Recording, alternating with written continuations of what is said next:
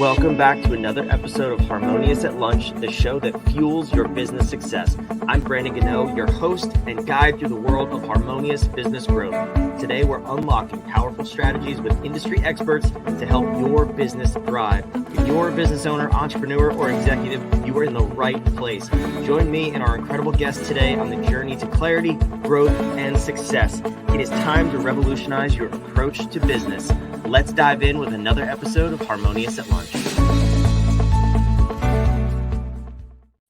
Welcome back to some more bite-sized business advice. We're going to have a fun episode today. We're going to talk about an interesting topic, which I'm a little jacked up to dive into, but I got a special guest with me, Kevin Palmieri of Next Level University, and we're going to talk about overcoming the fear of not failure, of success, kind of a twist on that common thing. So before we dive in, though, Kevin, welcome to the show. Thanks for being here. Brandon, thank you so very much for having me. Excited to chat. You and I had a great conversation behind the scenes. Hopefully some of that will translate in front of the scenes.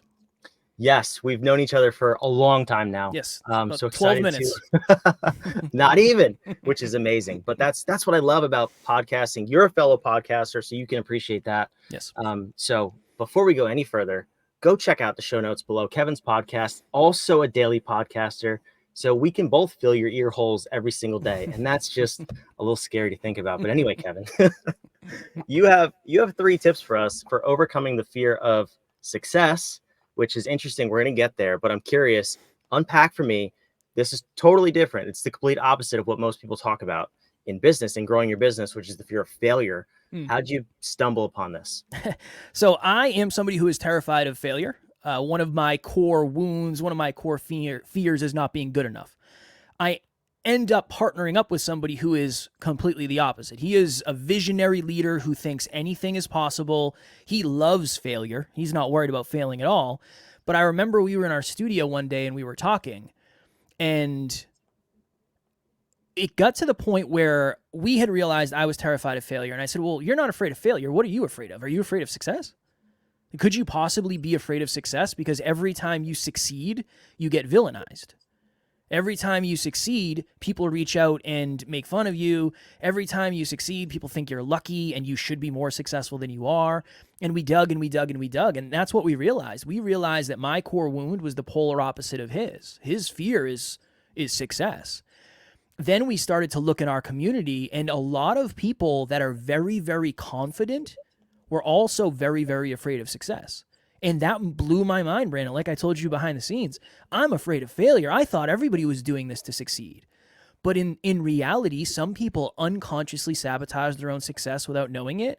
And I think that's one of the big reasons why. They're afraid of, well, what happens if I do achieve the level of success I desire?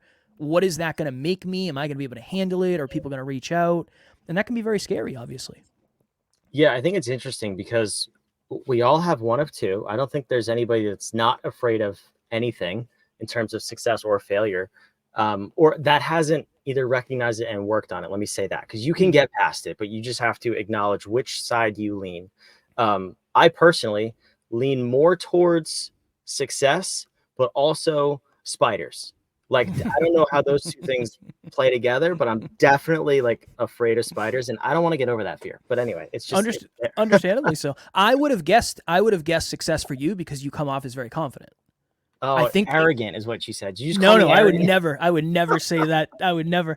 That's a thing. People who have a ton of belief in themselves, they're not afraid of failure. But I think the internal stuff, it's not about whether or not you can succeed. It's about whether or not you can handle what comes with the success that you desire.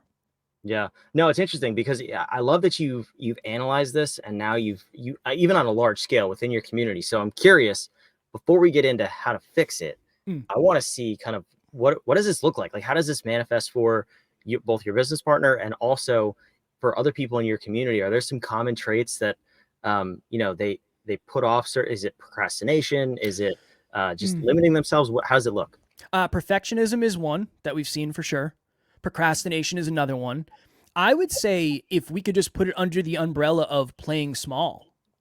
It's just playing smaller than you know you should and just not being able to connect. Why? I said this to my business partner back in the day. I said, you're going to be the best speaker living under a bridge. You'll be an incredible speaker, but nobody's ever going to know because you're not doing the things necessary to get outside of that. And it's really that. It's when you're playing smaller than you know you want to, but you can't figure out why. You feel super capable of accomplishing all the things you want, but there's something stopping you. You feel like it's internal and you just can't figure out what it is. That's the first place I would look. Yeah, that makes a lot of sense. It's really cool that you get to study this on a broad scale too. Yes. So let's go through the 3 steps that you have for us to kind of overcome this fear of success. And then I'd love for you to give examples along the way of people in your community of what they've done to get past it too. Because I think a lot of people just hearing this for the first time are like, whoa, I never realized that. Or I didn't know that that's what it was. Mm. So I'm curious, where do we start with this? Yeah, one is identifying where does it come from in the first place. Just like fear of failure, where does that come from? Maybe you got made fun of as a child, maybe you got embarrassed. Okay, step one, let's identify where does this actually come from. I think a lot of it is bullying. It just as an example, my business partner was bullied a lot when he was younger. And every time he grew, okay, he paid off $84,000 worth of school debt in a year. And he was villainized for that by everybody around him. How dare you say that? We're all struggling. How dare you be proud of that? His success was a mirror for the lack of other people's success, and they pulled him down because of it. So that's a really good example of next time you have a success, are you really going to want to share it? Knowing what happened last time, you were so proud of yourself and you got beat up for it. So figure out where does it come from in the first place, because we can't solve a problem that we don't know where it was created from. So that's step one. Yeah, and I heard this saying one time that the people above you will always have their hand out to pull you up, and so will the people below you, but to pull you back down. And you see that all the time on whether it's social media or in person with family and close friends. If you're getting a little too far ahead of where people want you to be, and there's maybe jealousy or some other ugly emotion, they're going to do everything they can to knock you down, pull you down, and keep you stuck. So is it ignoring those people? Like, how do you kind of just get away from that? Well, that's step two. Step two is redefining the circle around you. Again, I'll use my business partner just because it's the best example I have of somebody who's like really, really overcome it. I remember we had a conversation one time and he was talking about his friend group. And I said, I mean this with love, and this is the kind of relationship we have. I said, the people around you kind of suck. They're not good for you. And just because you're used to being talked down to and bullied and made fun of doesn't mean that's the way it should be. I think that's the other part of identifying where it comes from is you start to see these patterns of, oh, for most of my life, I've had negative people who talk down and bully me, and they don't want to see me grow, but they do like the fact that I can help them win. Interesting. What does that mean? So second thing is redefining your current relationships and the community around you, because a lot of those people probably are holding you back from leaning into that successful version of you. And if anybody around you is making success wrong, it's going to be really, really, really hard for you to push through that. Yeah, this probably the hardest part, I would think, at least from my own experience. I've done this with family, extended family, in-laws, and almost every single time it goes one of two ways. It goes the way of that person abandons you and doesn't want anything to do with you because they want to stay where they are, or if the person is self-aware, they can grow with you and change circles at the same time. But I'm curious if you've noticed those patterns as well. 100%. Yeah, 100%. Unfortunately, it's usually the first one. Unfortunately, I'm a very positive human and I believe in humans so very much, but from what I've seen, it's your responsibility to grow yourself. It's not your job to slow down for other people. Some people will come. Some people will join the journey and they'll continue, but you can't rely on that. You just can't rely on that. And that's why if I was going to give a step 3, it would be create and find a new community. Best example in the world that I have for this, when people come on our team and they work with us on the mission, I say, just be very careful because this is what's going to happen. You are going to get so much love, you're going to get so much permission, and you're going to get so much permission to lean into your greatness that it's going to get weird. And you'll probably get an ego for a little bit, and then you'll get knocked down, and it's this weird thing. But in our community, whether it's our Facebook group or our team, I want you to celebrate your wins to the point where it's uncomfortable, because if you celebrated those wins anywhere else, people would villainize you, they'd pull you down, they'd call you arrogant, whatever it is. I want you to do that here, because then your self-worth starts to increase, your self-belief continues to increase, and then eventually you're comfortable sharing that with people who aren't necessarily on the same level, because you're okay if they don't believe in you. You're okay if they villainize you a little bit, because you understand that that doesn't make you wrong, it doesn't make you less, and it doesn't mean you can't be successful because of it. Yeah, I'm curious. Me and my business partner had this conversation. We were planning for Q2 of this year, and we have this whole week-long process that we do. We take our clients through, and we were like, why don't we celebrate the things we do well? Like, both of us, and we're both high achievers, like action takers, go-getter, whatever you want to label us as. And we fail to celebrate ourselves over and over and over. And it should be this practice that you do consistently to keep that momentum up. Why is that? Why don't we celebrate ourselves enough, particularly as high achievers? Because I don't think high achievers need to. I really don't. Most of the people that have said, Kev, slow down, Kev, you need to celebrate your wins, that type of stuff, it's usually people who just don't really understand me. I don't really care to celebrate certain things that much. That's not why I'm doing it.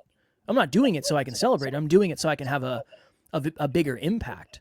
So that the best answer I can give is, you know whether or not you should be.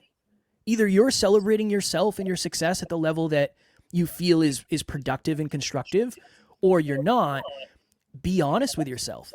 Be very, very honest with yourself. Just like somebody might say, well, Kev, I heard you talk on the podcast the other day about how you're out of shape.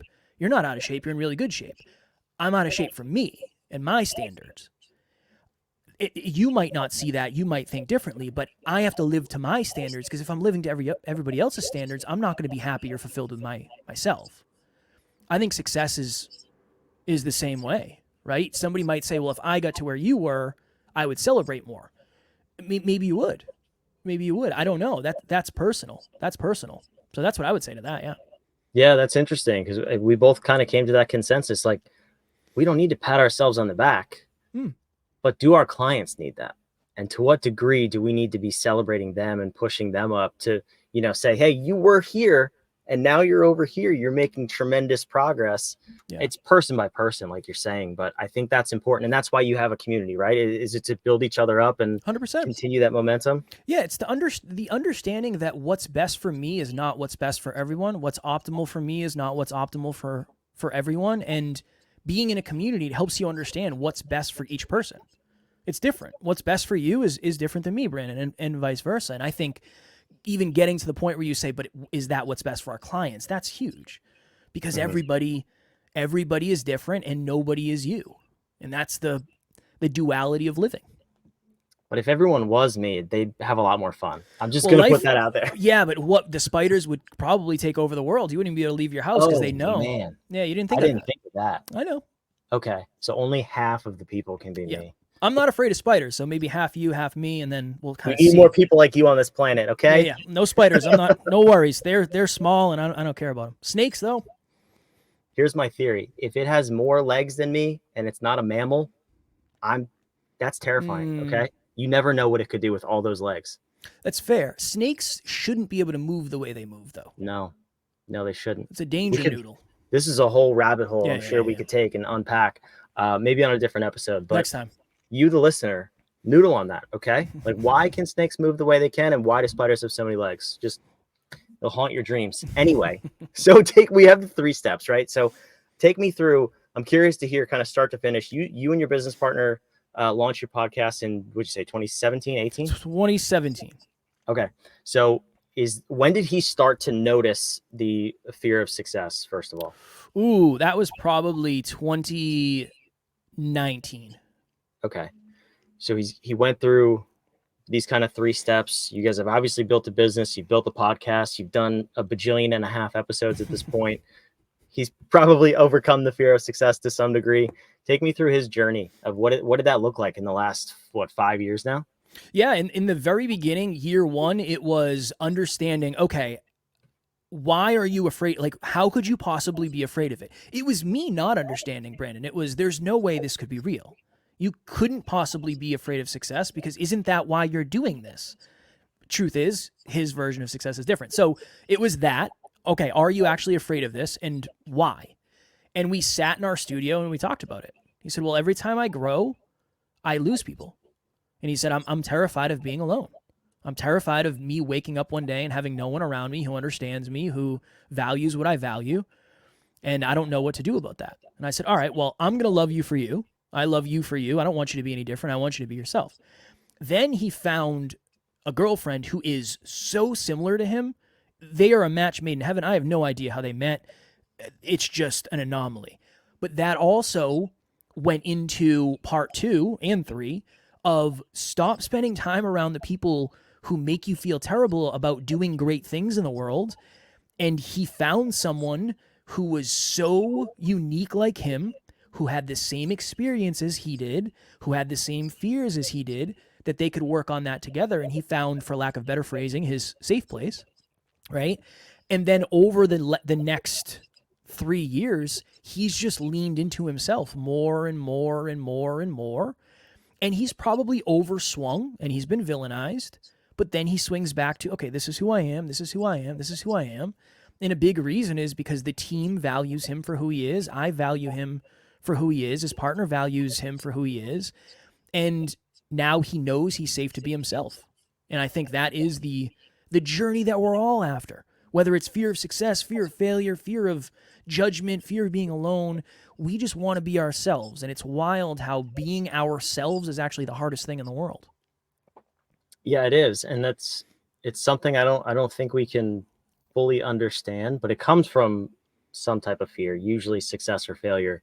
But when you step into that, it's super powerful to just, unleash who you were meant to be. And it's an incredible place to be. So this is a cool conversation. I'm glad we got to talk about this. Likewise. And shed a light on it for people who may not have even known, who just thought they were maybe a little broken. I'll tell you what, I was definitely there a few years ago before I realized this. And step into your greatness, who you're meant to be. That's amazing. So I put your website on the screen. It's also down below in the show notes. You have a community and a podcast. Tell me about who you're looking for to join your community.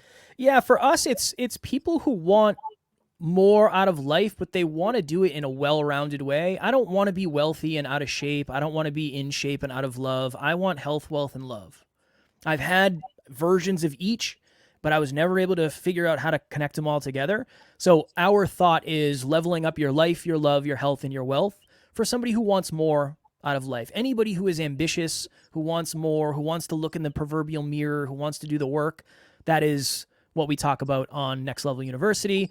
And then we have a Facebook group also that's very similar, right? It's where you can fit in and you can be yourself, maybe, but hopefully not for the first time in a very long time. Yeah, that's awesome. So we'll definitely link to all that wherever you're watching, listening, down below in the show notes. Kevin, I appreciate you coming here. I have one final question. Please, let's do it. Which is, of course, it's a question for you to give me a question. If you're watching the show, you see behind me, there's an upside down question mark, right? That's what we're all about at What If, asking better questions, get better answers. So if someone is struggling with this fear of success, fear of failure, wherever they're at, and they're just a little bit stuck, what's the question you would have them ask for them to get that better result in their life? Probably what would happen if I don't shift the thing that's holding me back? What is my life going to look like in the future if I don't shift the thing that's really, really limiting me? Answer that question. You're not going to like the answer. Yeah, it's a tough one, but sometimes we need that little kick in the butt to say, you know what? Yeah, no, you're right. You're right. Yeah, no, that's powerful. I love that. For me, it was very much step 2, separating yourself from the people who are holding you back or tearing you down in some cases, and getting in that like-minded community. I always say that there's only 3 things you need to grow a business: clarity, confidence, and community. And quite frankly, the community one is probably the hardest to find, a good quality community. Mm-hmm. I love that you're building that. You take business principles from the Bible. It's a beautiful source, And it says, if people don't accept you, shake the dust from your feet and move on. So if you want to go back 2,000 years for advice, there you have it. Get in a like-minded community. nextleveluniverse.com. Fantastic place to start. And Kevin, thank you so much for this conversation. My pleasure. I appreciate you. Those of you watching, listening, wherever you are, make sure you subscribe. Then hop on over, subscribe to Kevin's show too. Like I said, twice the ear hole madness every single day. And we're going to keep bringing this episode to you of Harmonious at Lunch. We can't wait to see you on the next one. Thanks for watching.